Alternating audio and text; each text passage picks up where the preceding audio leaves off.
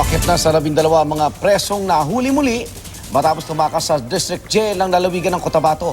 Pero mahigit 100 pa rin ang hinahanap. Kasunod ito ng pag-ataking ikinasawi ng 7 tao. Ito na ang pinakamalaking jail escape doon mula taong 2000.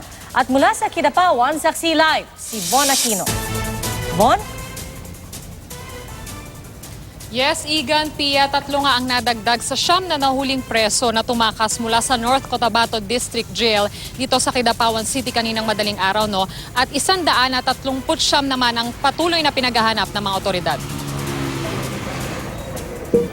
Sa bantay sarado ng District Jail ng Cotabato, inabutan pa ng GMA News ang mga nakasabit na malong na pinaglambitina ng mga preso para makatakas pababa at palabas. Ang ginamit nila paakyat mula sa loob, pinagpatong-patong na kama. Mga bed bank nila, ginawa nilang hagdanan sa likod. Sinabayan nila ang 2 oras na palit-putukan ng mga jail guard at ang mahigit 100 umatake sa toreng ginagamit sa pagbabantay sa mga preso. Sa gitna niya, napatay ang isang jail guard at 5 presong tatakas sana.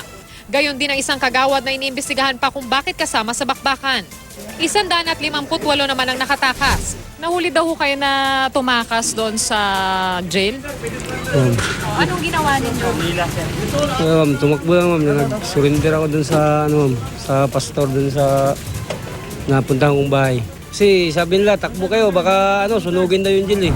Tumutulong na ang pulisya sa paghanap sa 142 presong hindi pa nakikita. Patuloy pong nagsasagawa ng pursuit operation ngayon sa mga bayan ng Kidapawan, Matalam, Kabakan at Ulang. Naka-augment tayo ng mortar platoon at mga puwersa para makatulong sa Philippine National Police para sa pursuit operation sa depensa para hindi madagdagan yung pinsala dito sa area na to. Bukod sa AFP, handa rin daw sumuporta ang MILF sa manhunt. Yan ay kahit paniwala ng Cotabato Police at pamunuan ng City Jail, pinagsalib na puwersa ng BIFF at MILF ang umatake para itakas ang mga nakakulong nilang kasamahan. May tip pang araw na natanggap ang District Jail na magkakaroon ng operasyon ng isang grupo para mapalaya ang kanilang mga kasama noong bisperas ng bagong taon. Kaya nagdagdag ng puwersa mula sa PNP at AFP.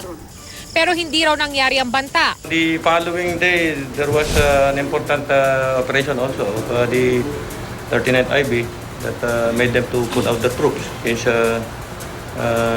medyo naglaylo naman yung alert status namin. 24 lang ang bantay ng BJMP na mangyari ang pag-atake pasado 12:00 ng hating gabi. Igan, Pia, bukod sa mga inilatag na checkpoints sa mga highway, ay inalerto na rin yung mga barangay officials para makatulong sa manhunt. At live mula rito sa Kidapawan City, ako si Von Aquino, ang inyong saksi.